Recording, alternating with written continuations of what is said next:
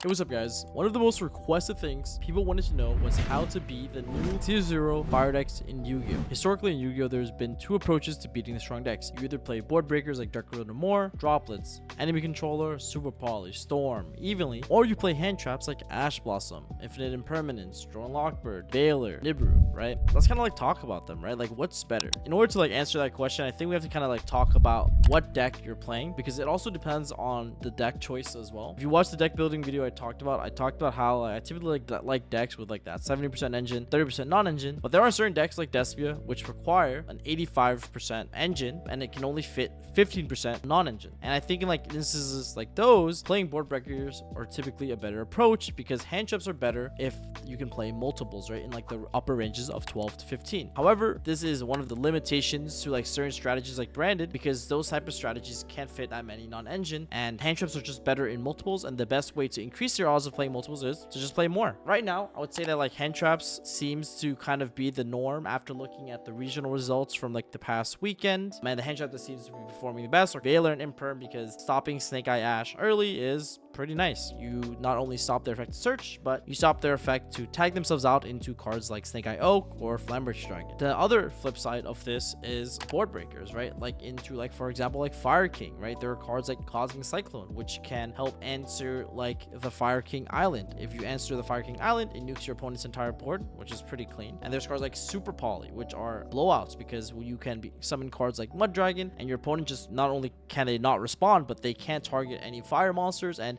it turns off cards like your opponent's Promethean Princess and all that good stuff. Before we talk kind of like about, you know, what's better, what's worse, all that good stuff, there are pros and cons to both approach, so let me explain. Well, the hand trap approach is that it's just kind of been standard. It's just been safe, right? People have just wanted to just choke people early, hope that they pass on pretty much nothing. And I think some of the advantages that hand traps has is that since the combo decks have generated a lot of advantage off cards like just one Snake Eye Ash, preventing that doesn't seem too bad of an idea, because if you're able to choke them early, it allows your engine to flourish and push through whatever else they can have, right? Their non-engine, because if your opponent attempts to make a full board and have a bunch of non-engine on top, it is pretty much unbreakable. But if you can stop their board from being made in the first place and your engine is strong enough, then you should be able to push through and effectively win the game, right? You'll see examples of like this when I played cards, when I sided a lot of hand traps in my Infernoble deck. I had like 12 hand traps in the main and I sided to like 18, and I played cards that excel in hand trap wars, right? Like Frenir, cards like Museum, and those are kind of like examples of where like if the format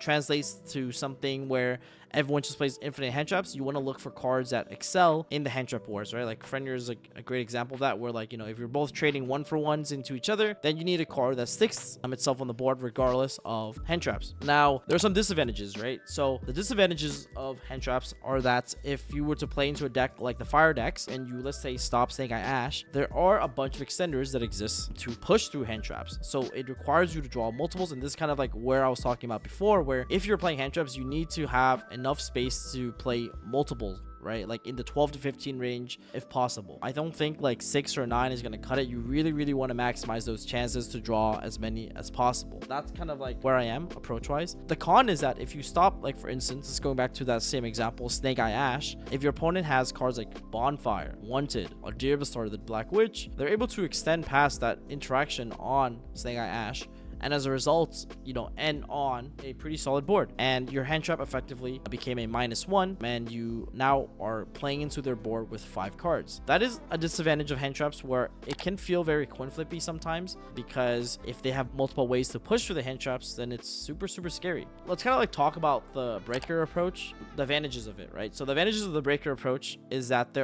it's less variance in a way compared to hand traps, because of the fact that if your opponent normal summons Snake Eye Ash, you know, you're letting them do their full combo and you're just sitting there. There is no sort of like, when you're going for the hand trap approach and you hand trap your opponent once, you kind of hope that they don't have any extender. Whereas with breakers, you don't get punished by your opponents having extenders. Like, so if your opponent has redundant cards in their hand, like for example, if they have Snake Eye Ash and Bonfire, because you're not hand trapping them, the Bonfire doesn't actually push more advantage.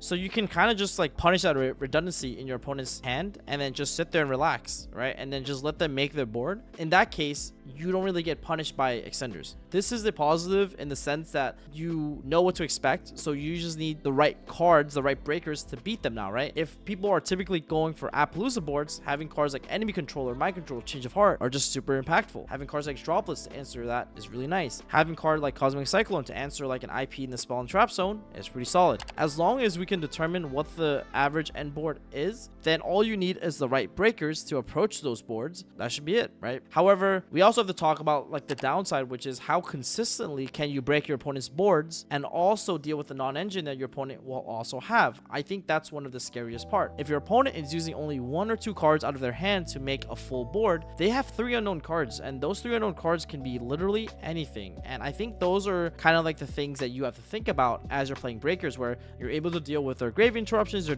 able to deal with their frontline interactions, but how do you deal with back row interactions, and how do you deal with hand interruptions, right? So back row interruptions in the form of traps, in the forms of Infinite Impermanence is a good example. If they have a set Cosmic Cyclone of their own, if they have a set Droplets of their own, if they have a set Super Power of their own, how do you deal with that? And as well as how do you deal with the hand interruptions, right? Decks like Fire King have Kieran in their hand as well, so that proposes another threat. And I think when you factor into like the advantages and disadvantages of both approaches and think about how it relates to your deck, I think that will give you a higher chance to beat the fire decks, especially if you don't want to play them. Personally, I like playing hand traps. I just don't like my opponent making the full boards, and the main reason why I really like hand traps is because it punishes your opponent for improper sequencing, punishes your opponent for not using their cards in the right order. If they don't combo correctly, that allows you to punish that. But I do see merit in breaker approaches too, just because when you do hand trap, there is that chance where if your opponent has extender, you went -1, -2 card advantage, and they just make the full board, and as a result, you're having not many cards to deal with their board, which is typically really difficult. That's what I would say about the 2 approaches. Let me know in the comment section below what you think is the best approach in order to deal with the fire decks. Personally, I like hand traps. I do see merit in some